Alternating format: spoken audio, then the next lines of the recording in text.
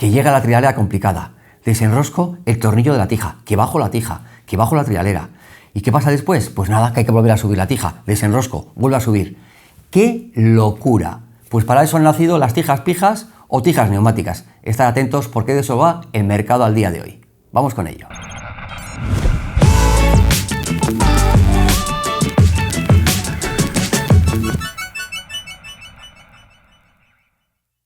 Pues de la mano de Comet, baizoneros y baizoneras nos han llegado dos tijas, una enfocada para el XC y maratón y otra enfocada para el enduro. La SP T11 de 80 milímetros de recorrido y la SP T13 de 150 milímetros de recorrido.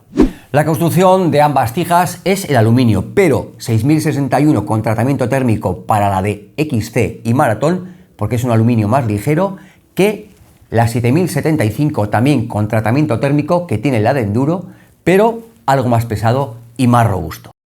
Por lo cierto que las tijas pijas han llegado para quitarnos ese quebradero de cabeza de desatornilla, atornilla, baja, sube. Bueno, súper sencillo.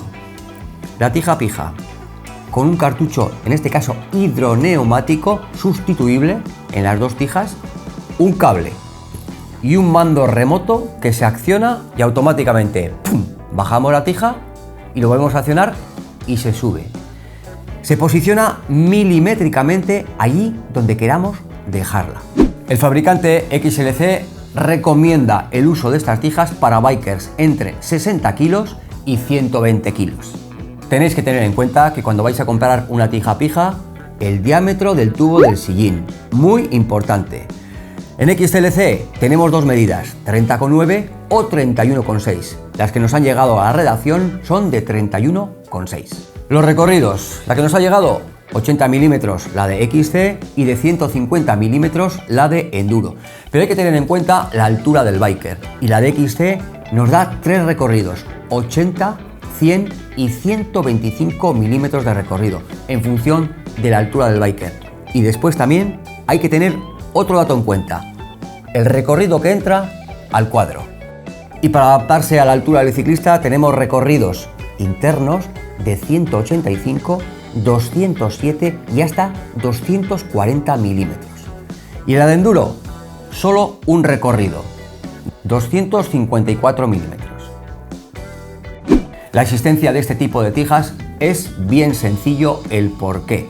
Simplemente cuando bajamos el centro de gravedad, lo que estamos haciendo es tener mayor control sobre nuestra bicicleta. El bajar el centro de gravedad nos proporciona aplomo y control.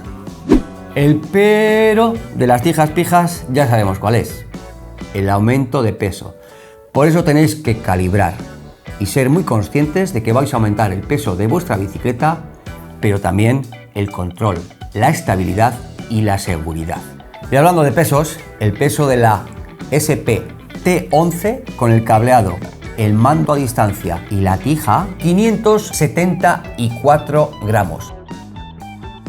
Bueno, y ahora vamos a pesar la de enduro, una disciplina que el peso influye muchísimo menos. Ponemos el mando a distancia y ponemos la tija, la T13, 701 gramos. Pesos con toda la parafernalia, la tija, los mandos y los cables sin cortar.